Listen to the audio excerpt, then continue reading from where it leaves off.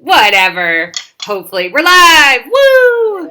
Hello. What you guys missed and why I said whatever is because Tom said, I hope it turns out okay. And then we're all like, every time you do it, Tom, turns out great. Yeah. It's been a while since I've made, and also we were up a little bit late last night, so late night. I saw you were having some fun. So We did. We had a really good time. But now we got to be responsible and make lumpia. We're ready. Yeah. Lumpia. Are you ready? Do you have a lumpia song? No, I don't have a lumpia song actually. What rhymes with lumpia? I was trying to think just right now. Lumpia, good for your... Lumpia. I can't. I wish I could like beatbox right there, but I can't. I'm terrible. All right. That's great. All right, let's get started. Enough shenanigans here for one day. Sure, whatever. All right, so we're gonna get started. I did chopping ahead of time just to make it a little easier for everybody, but easier on the watch, I should say. So we're going to go with some pork in the lumpia. Most times you'll find a lot of times it's vegetables, but vegetables and pork, vegetables and protein. I chose to go with a nice ground pork this time. I think it's going to be really delicious. So that's what we're doing. I like it. All right, so pound of pork, roughly. I'm going to, what I did, so I chopped everything up nice and fine, right? Because we're eating an egg roll. You don't want these big chunky celeries. Use a little handy dandy chopper. If you got one, it'll save you a lot of time. I like that small one. Yeah, it works really well. I mean, good enough to do some celery and carrots, but not, too strong where you want to make also, too, you don't like have that huge clunky, like I was using mine the other day and it's like, good night, like so much stuff. Yeah, they're big and then they take up a lot of counter space. So I like that one. You can tuck it away nice and easy. And it does a good job. You can see the carrots get chopped up really nice. So. Oh, yeah. We're going to do equal parts, about a cup, carrots, celery, onion. All right. Don't forget, you got to put one aside for Aaron. Put some aside. I've got plenty. Okay. Consider it done. I'm going to chop up the garlic. I needed something to do because this was pretty easy so far. Now I just jinxed myself, but let's go ahead and chop up some garlic. Just give it a good smash on the board.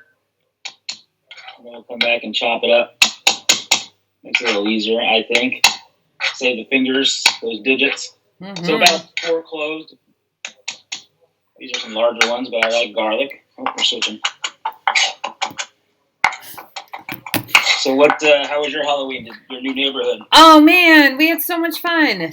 So it was really great. We didn't have a clue what to expect, one, because it's a pandemic and we've never lived in this neighborhood before on Halloween. Right. But we had so much fun. Like, it was really, really cool. Like, 20 people came by to, welcome us to the neighborhood and introduce themselves. And it was a lot of fun. We gave out those Jell-O shots. Don't care what Stacey Cummings said. I did not lose friends yesterday. And you guys all still talk to me. We do have, they're terrible Jell-O shots. It's true. But but they were terrible. Like, yeah. Yeah, I can imagine their faces when they were taking them. They're actually, like, oh, this is. So it's the blue one. It's always the blue one, right? Every time we've had like Jell-O shots or what are those wine popsicles or whatever, it's always the blue one that we're like, no, thank you, right, Shiz? And I warned them, but nobody said anything. They were like, oh man, this is awesome afterwards. So maybe my new neighbors just don't have the sophisticated palates that the rest of us do. Or they've got like iron gut and they can handle that kind of stuff. Yeah, I mean, honestly, they actually did say it's a party neighborhood apparently, which I was like, all right, we're down with that. So very that's cool. Pretty cool. I think. Yeah. We made some yesterday. We made them in the shape of candy corn, so that was kind of fun. Oh, that is fun. That is all fun. Right, so garlic is in. I need 1 egg for the mixture.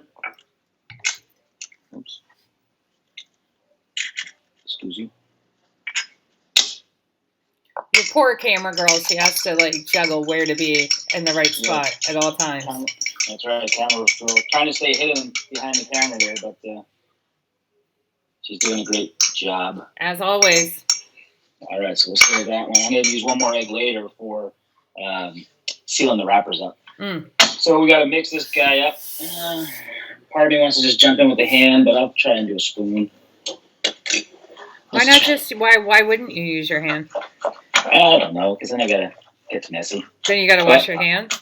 Yeah. Okay. Well, I'll start out this way and we'll see. I usually tend to start out trying to be civilized and neat. And then I'm like, you know what? That's what these hands are for. That's kind of how I feel. I feel like I can't mix ground meat without my hands. No, I'm going to have to get in here. Yeah. You got to get in there. All right, so that's a good start, though. Next, we're going to add some seasoning. So we've got about a half a teaspoon of some salt. Measure accordingly. Don't need too much, but about a half a teaspoon or so. We're going to put 2 tablespoons of soy sauce. I always like light soy sauce. If you can cut down the sodium, why not? It has the same flavor. Mm-hmm. So save yourself some of those salt. 2 tablespoons. Okay. And then we've got, this is some of the magic secret ingredient stuff. You can get this at your Asian market. You can actually, I bought this off of Amazon because Amazon has everything. Why not? What is this? So I'm going to read it. It's got salt, sugar, brown sugar, palm kernel oil, a lot of other words I can't read, garlic, onion, turmeric. So just like a mixture of seasonings that they tend to use in. All right, I'm going to do like the pros do. I'm going to post the link from Amazon. There we go. I found it. So you can get 72 packs of that for $24.99. Which learn how to cut properly. You may not need 72 packs, so I'm gonna. No, that's a lot. Unless you know what to do with it. I mean, I'm curious. I'll use it again on something, but I don't really use these ingredients. All right, I am posting the link in the. Oh, like seeds. That's pretty wild. All right, there's the link for anybody who needs it from Amazon. Now you got it, and then there's one more. And again, I got these at the Asian market. This one I actually got from the Asian store. I could have ordered from Amazon, but Amazon was late. I actually ran out this morning and picked it up. This is liquid seasoning. It's very, very tasty. This one has water, soy protein, corn syrup, salt, other stuff, sugar, caramel color, all kinds of things that you just wonder what it is, but it tastes good. It kind of tastes like chicken stock. Chicken Oh, okay. It's like hidden flavor. You always wonder how these Asian dishes or Indian dishes or any international, how'd you get that so flavor? Much flavor. Yeah, absolutely. So just a few drops of this guy. And now we're going to get in here and mix this guy up. Check my oil. It's pretty good.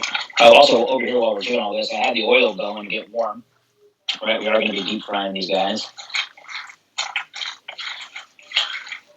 This might be good just to make some like meatballs or something. I was going to say dumplings. Dumplings, yeah. You can kind of use this mixture for just about anything.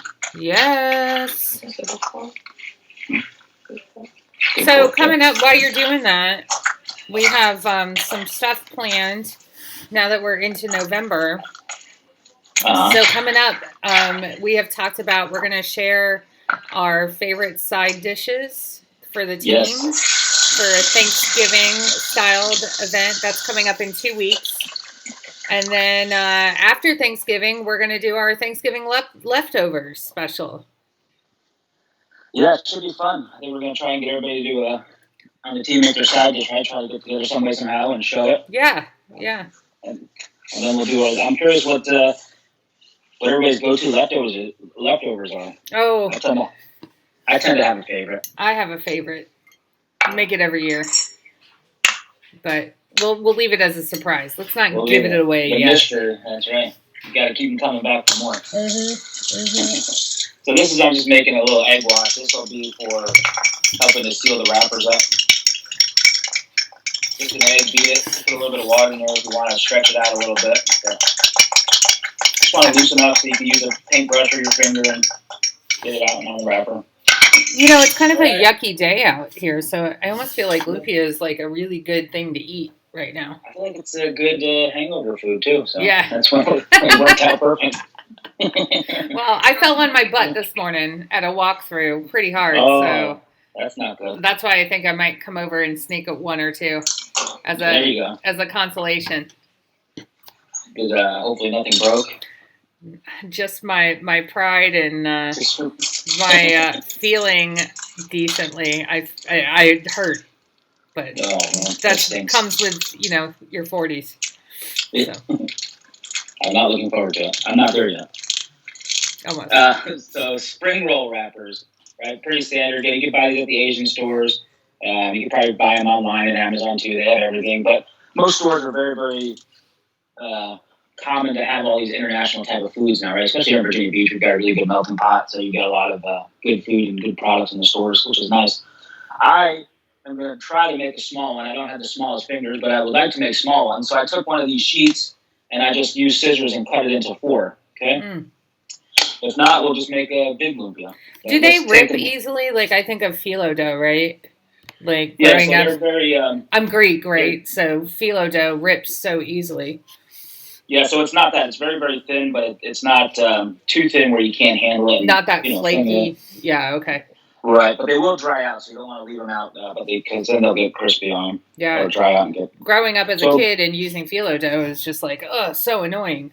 So, Yeah, you just have to always keep it wet and Yeah. moist with the towel in. yeah. So we're going to use about half a teaspoon of probably a teaspoon of the mixture. Okay.